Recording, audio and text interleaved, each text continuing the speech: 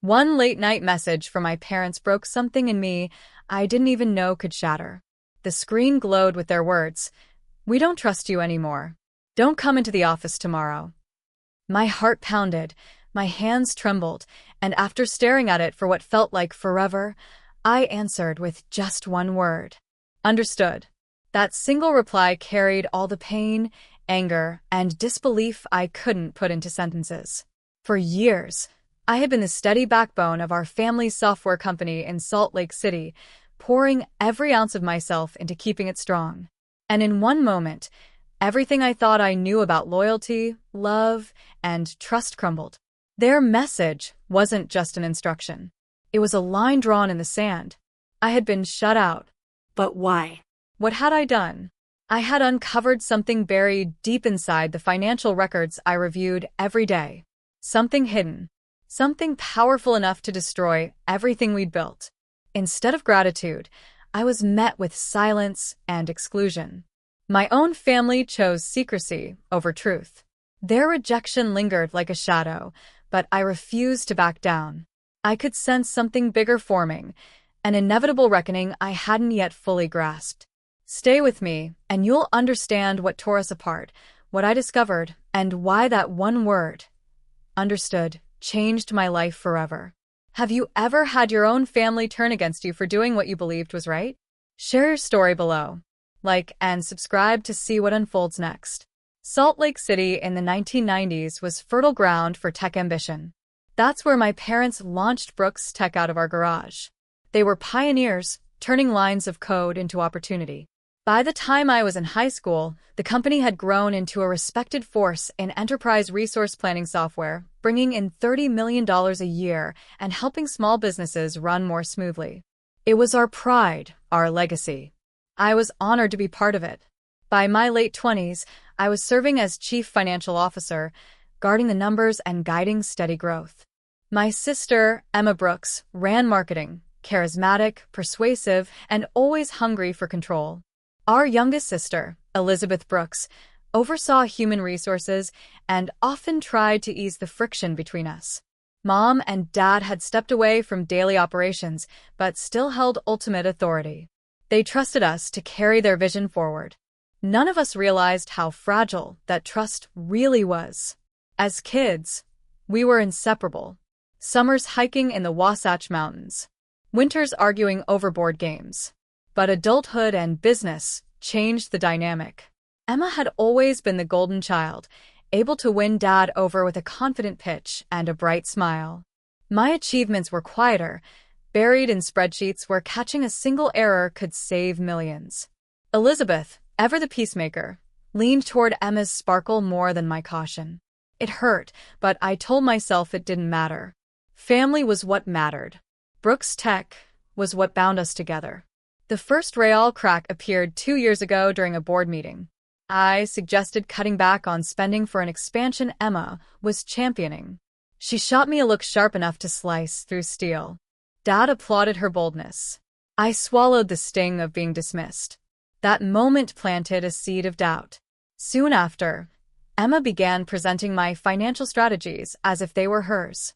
Around the office, people started calling her the architect of our profitability. I kept quiet, convincing myself that harmony was more important than credit. Elizabeth noticed, but urged me not to stir conflict. "You know how she is," she'd say softly. "Don't push it." It sounded less like advice and more like caution. Our parents remained oblivious. They were captivated by Emma's shine and failed to see the shadows it cast. At family dinners, she dominated the conversation, outlining grand plans, while I half listened, mentally calculating costs. Once, I discovered she had adjusted my projections before presenting them publicly. When I confronted her privately, she laughed it off. "We're on the same team," she said with a smile that didn't reach her eyes. The true turning point came when we landed a major contract with a retail chain seeking customized ERP software. Emma dazzled the clients with promises that pushed beyond our financial limits. I warned that fulfilling those commitments would cost more than the deal justified, but she brushed aside my concerns. Dad echoed her confidence. Elizabeth watched in uneasy silence. The contract increased revenue, but stretched us thin. That's when I began noticing subtle discrepancies in the accounts. Small enough to slip past most eyes. Impossible for mine to ignore. Looking back, those were the first warning signs. Emma's ambition had sharpened into something riskier. I didn't want to believe she could cross ethical boundaries. But the numbers told another story. As CFO, I had unrestricted access to every ledger and transaction. So I started digging deeper. One late night, buried in spreadsheets, I found it. The entry that changed everything. A $50,000 payment to a company named Pacific Horizon. It wasn't budgeted. It wasn't approved through standard channels. And I hadn't authorized it. A cold wave washed over me. When I opened the record, I expected documentation, an invoice, a contract, something. Instead, there was only a vague description, consulting services. The next morning, I called Peter Hayes, our head accountant. Peter, what's this $50,000 payment to Pacific Horizon? I asked, steadying my voice. There was a brief pause. It's just a one-time consulting expense. Emma signed off on it. Nothing to worry about, Kelly. His tone was too polished. Too rehearsed. There were no receipts. No contracts. No legitimate trail. My instincts told me something was wrong. Later, I mentioned it to Elizabeth over lunch. True to form, she tried to calm me. It's probably a mix-up, she said gently, nudging her salad with her fork. Mom and Dad hate conflict. Just let it go. Her reassurance only deepened my unease. Emma's authorization couldn't be coincidence. She'd been pushing bigger risks lately. Was this another gamble? That night, I returned to the books. By midnight, I uncovered 3 more payments to Pacific Horizon, each for $50,000 over 6 months. $200,000 gone. My heart raced as I checked our vendor database. Pacific Horizon didn't exist there. No address. No phone number. Nothing. This wasn't oversight. It was deliberate. Each transaction bore Emma's unmistakable signature. I leaned back in my chair, a chill settling over me. The sister I admired most might be hiding something serious. But I needed more than suspicion. I needed proof. For the next week, I stayed late, reviewing transaction after transaction. 4 additional payments surfaced, pushing the total to $1 million in 6 months. Each carefully disguised under different expense categories. Whoever arranged it understood how to bury evidence. But numbers don't lie. I began compiling my own confidential record, dates, amounts, transaction IDs, screenshots, emails, every irregularity. It hurt to question Emma, but the facts were undeniable. When I approached Elizabeth again, hoping she'd see what I was seeing, she shook her head. You're overreacting, she said sharply. Emma would never sabotage Brooks Tech. You're stressing Mom and Dad. Her dismissal stung, but it strengthened my resolve. The next day, Peter called. His voice was no longer friendly. Stop investigating Pacific Horizon, he said flatly. It's been handled. That was confirmation. Someone wanted this buried. Any trust I'd had in Peter disappeared. And the idea of Emma's involvement no longer felt like paranoia. The loneliness was suffocating. The family I had built this company with now felt distant, unfamiliar. I secured my findings behind passwords only I knew. Whatever was happening, I would uncover it, even if I had to stand alone. For 3 relentless weeks, I stayed in the office until well past midnight, tracing patterns until dread settled heavy in my chest.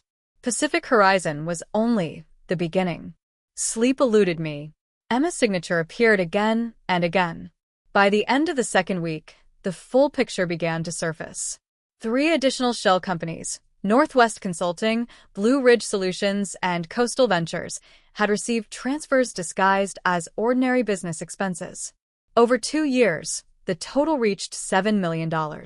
This wasn't sloppy bookkeeping. Each transfer was carefully masked beneath categories like licensing fees and vendor retainers. When I matched them to bank records, the money trail led offshore, to accounts in countries I had never even visited. My hands trembled as the truth settled in. This wasn't incompetence. It was fraud.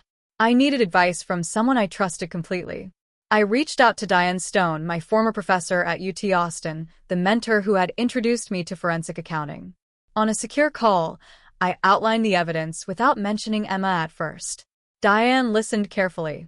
"Kelly," she said finally, "this appears to be intentional financial manipulation. Someone is moving money, deliberately." Her words hit hard. When I admitted who had approved the transfers, her tone grew firm. "Gather concrete evidence," she warned. "And protect yourself. This could turn dangerous." From that moment on, I recorded everything. Bank records, authorization forms, internal emails where Emma casually mentioned consulting relationships. I saved duplicates onto an encrypted external drive and worked strictly from my personal laptop, making sure no digital footprints traced back to me. With each passing day, I felt less like a CFO and more like a detective investigating a crime within my own bloodline. The further I dug, the heavier it became. Emma wasn't acting impulsively. She was carefully engineering something that could destroy Brooks Tech from the inside out. At home, the strain was suffocating. Elizabeth sensed it, but kept her distance. One evening at dinner, I decided to test where she truly stood. "Have you noticed anything unusual in the company's finances?" I asked casually. She hesitated, glancing briefly at Emma. "You're overthinking again, Kelly," she replied tightly. "You're always searching for some hidden issue." Emma smirked. "Not everything is a grand scheme," she added coolly. "Some of us are busy growing the company instead of trying to dismantle it." The jab landed hard. I kept my composure, but it burned. Later, Elizabeth pulled me aside. "Please stop pushing this," she whispered. "You're upsetting Mom and Dad. Emma thinks you're jealous of her success." Hearing my own sister echo that lie felt like a slap. I tried to explain the evidence, but she cut me off. "Let it go. We're family." Her unwavering trust in Emma cut deeper than any insult. The next morning at the office, Emma confronted me. "You've been digging around," she said, her voice sharp. "If you're not on board with our direction, maybe this isn't the place for you." It wasn't a suggestion. It was a warning. I held her gaze and stayed silent, revealing what I knew would have been reckless. That night, I encrypted more files.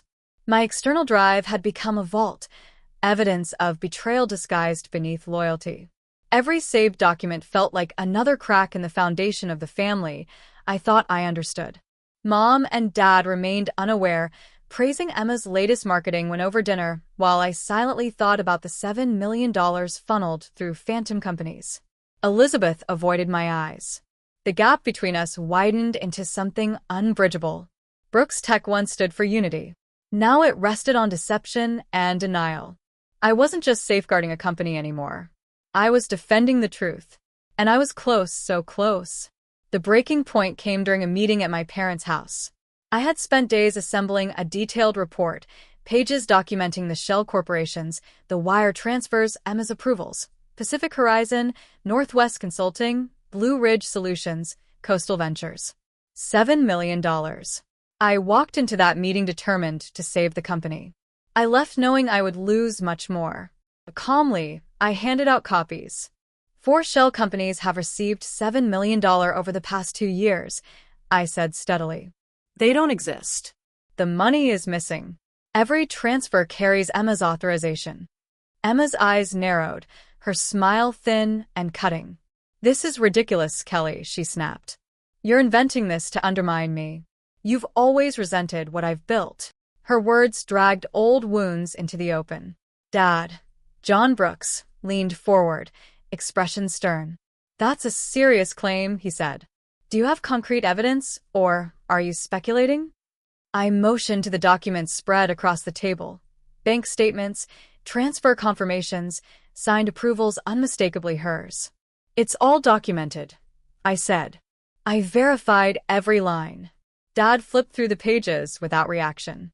"Emma's the reason this company is thriving," he replied flatly. "She's secured major accounts. Why would she jeopardize her own success?"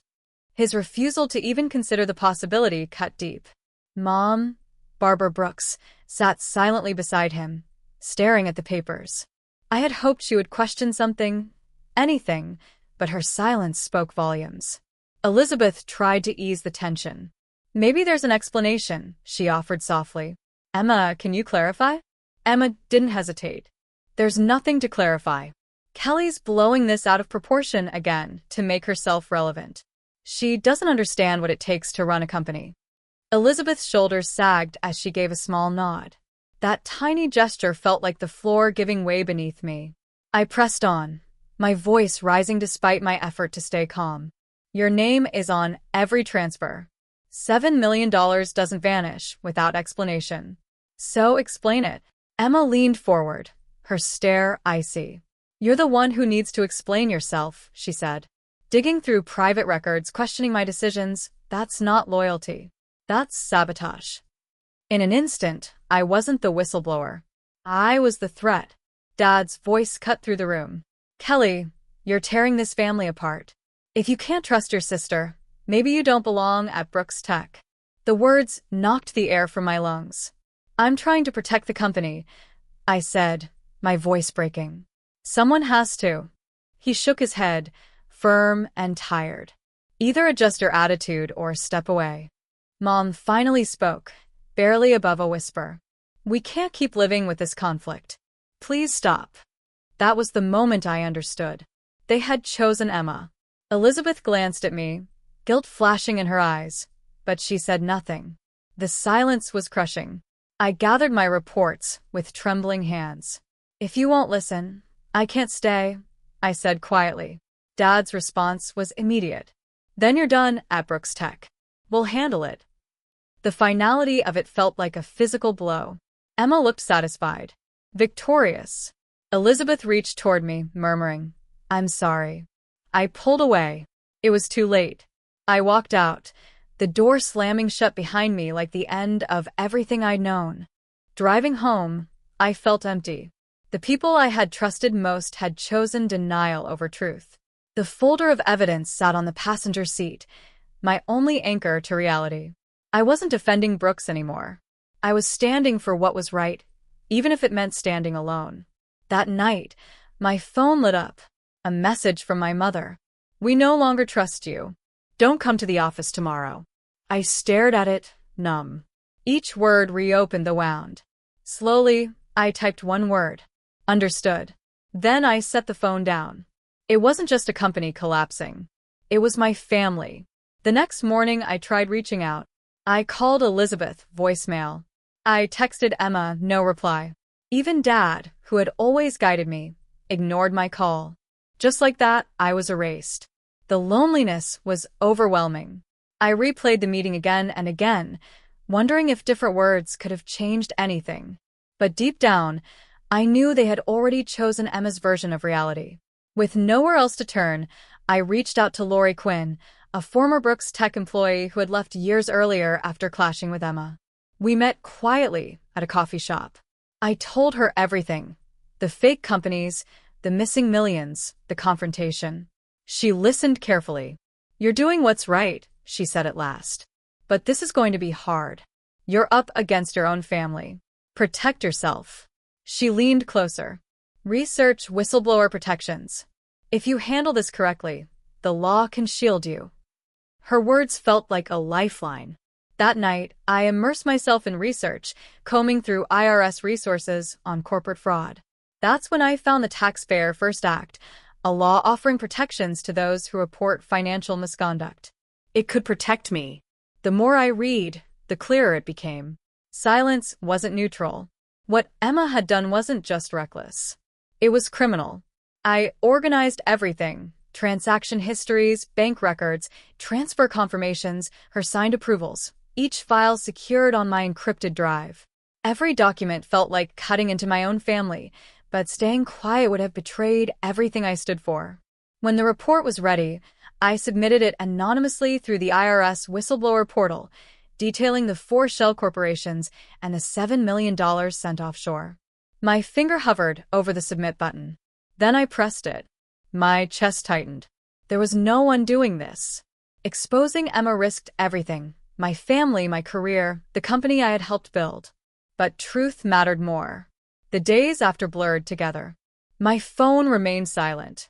No calls from Mom or Dad. No messages from Elizabeth. I couldn't even bring myself to look at Brooks' text social media, certain Emma was already reshaping the narrative. It felt like I disappeared, as if my existence had been erased from their lives. Nights were the worst. I lay awake, torn between doubt and certainty. Had I done what was right, or had I destroyed everything? Lori's words echoed in my mind. Hold on to your integrity, Kelly. It's all you have left. I told no one about the report. Not even Lori. The decision and whatever followed belonged to me alone. I had grown up believing family meant unwavering trust. Now I understood how fragile that belief could be.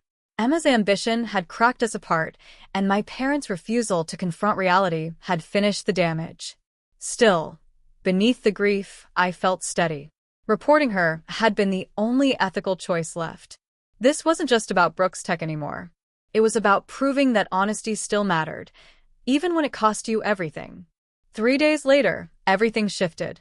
I was alone in my apartment, still haunted by the silence after my mother's message, when the doorbell rang. On the other side stood my father, John Brooks, pale and exhausted, clutching a folder. My mother, Barbara, stood beside him, her hands trembling. Elizabeth hovered close, eyes swollen from crying. With them was Alan Mitchell, our family's attorney. The tension filled the room before anyone spoke. Alan stepped forward, voice grave. Kelly, Emma is gone. I froze. She transferred $8 million from Brooks into an offshore account, he continued. Then she fled to a country without an extradition agreement. My stomach dropped, though part of me had always feared this outcome. Emma hadn't just betrayed us, she had vanished, leaving devastation behind. Alan explained that after I'd been forced out, Emma had presented my parents with falsified records, documents that made it appear as though I had mishandled company funds. Those forged reports had convinced them I was responsible and led to the message that cut me off. Now, with the accounts drained and Emma missing, the truth could no longer be ignored. Dad spoke, his voice shaking. Kelly, we're in serious trouble. The IRS has launched an audit. He swallowed. We could lose everything, the business, the house, everything. Elizabeth looked at me, desperate. You understand the finances better than anyone. Please help us fix this. Mom's voice barely carried. We need you. But their pleading didn't soften me. It sparked anger. These were the same people who had believed Emma without question, who had turned away when I tried to warn them. Now, frightened and cornered, they wanted me to repair the damage. Alan slid the folder toward me. Emma's final transfer moved $8 million to a Cayman Islands account through a shell called Horizon Global. She also forged financial statements placing the blame on you. That's how she convinced them you were responsible. He shook his head. She deceived all of us. But you saw it first. I opened the folder. Fake ledgers. Fabricated approvals. My signature forged across altered spreadsheets. Seeing my name attached to those lies explained everything, but it didn't ease the hurt. Dad leaned forward. Desperation etched across his face. Talk to the IRS, he urged. Tell them we didn't know. You're our only chance. Elizabeth's voice broke.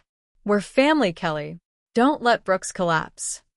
Mom reached for my hand. We were wrong. We should have trusted you. The apology landed too late. They had chosen Emma's lies over me. Now, they were facing the consequences. I straightened, my tone calm but cold. You believed her and cast me out. I warned you. You refused to listen. You can't ask for my protection now. Elizabeth sobbed. Please don't let the company die. Dad's voice hardened, pride battling guilt. After everything we built together, you'd really walk away? I met his eyes. You walked away first. Emma committed the crime, but your refusal to see it allowed it to happen. Mom lowered her head, unable to respond. I picked up my phone. If they wanted protection, it would come through truth, not denial. Using a secure line, I contacted Patricia Newman, the IRS agent overseeing the investigation. I provided everything: the timeline of Emma's final transfer, the forged documents, the email trail connecting her to Horizon Global. Patricia remained composed, but urgency sharpened her voice. This is critical, Kelly. Your evidence will accelerate our case. Finding her won't be simple. Catching Emma wasn't what drove me anymore. Justice was. The documentation I handed over ensured the investigation would move forward, wherever she had fled. When my family left that day, their footsteps echoed with defeat. I felt grief tangled with resolve. Dad's broken pleas. Mom's silence. Elizabeth's tears. Their remorse was real, but so was their betrayal. We had built Brooks Tech together, and they had let Emma destroy it. I had done my part. The IRS had what they needed. I wasn't trying to save my family anymore. I wanted accountability. 6 months later, I stood at the threshold of a new life while the old one collapsed behind me. Brooks Tech was finished. Headlines in Salt Lake City called it a cautionary tale. My parents faced a crushing IRS judgment, a $10 million penalty tied to Emma's shell corporations. The fine wiped out their savings. Major clients withdrew. Bankruptcy followed. The company they had spent decades building was gone. Emma, once the shining star of the family, was now a fugitive. An arrest warrant had been issued based on the evidence I provided, but she remained out of reach in a country without extradition. Reports suggested she was living quietly, far removed from the empire she once commanded. Her ambition had stripped her of everything: family, reputation, freedom. I didn't feel triumphant. I felt empty. The sister I once admired had become someone consumed by greed. Eventually, Elizabeth reached out. Her messages were hesitant, filled with regret. I was wrong. Can we talk? You're still my sister. I read them more than once, but they felt hollow. She had watched me be cast aside and stayed silent when I needed her most. I deleted the messages and didn't respond. Cutting them off hurt, but it was necessary. I needed space to heal. In time, I rebuilt. I joined a consulting firm focused on corporate ethics, helping organizations strengthen transparency and compliance, the very values my family had ignored. The work mattered. It gave purpose to what I had endured. I moved to a modest apartment in a new city, surrounded by colleagues who respected my expertise, not my last name. Slowly, I reclaimed myself, separate from Brooks, separate from the family that once defined me. The IRS investigation, fueled by the evidence I submitted, concluded with clear findings. Patricia Newman confirmed that my documentation, bank statements, forged reports, transfer logs, had exposed the full scope of Emma's scheme. The $10 million penalty was only part of the fallout. My parents spent years entangled in legal battles, trying to distance themselves from the damage. I didn't celebrate their losses. I didn't take comfort in being right. My role in the story ended the moment I chose integrity over blind loyalty. And I have never regretted that decision. The hardest truth wasn't the company's collapse or the estrangement from my family. It was recognizing how unchecked loyalty can blur into denial. I was raised to believe family came before everything. But Emma's ambition, my parents' refusal to see the truth, and Elizabeth's silence taught me how costly that belief can become. The lesson is painful but clear. Your integrity must come first. Walking away was the most difficult thing I've ever done. It was also the right one. If there's one truth I carry forward, it's this: blind loyalty can destroy you. Standing for what's right builds something stronger. If something feels wrong, don't dismiss it, even when it involves the people you love most. Speak up. Demand accountability. Don't let affection excuse deception. My family's downfall became my turning point.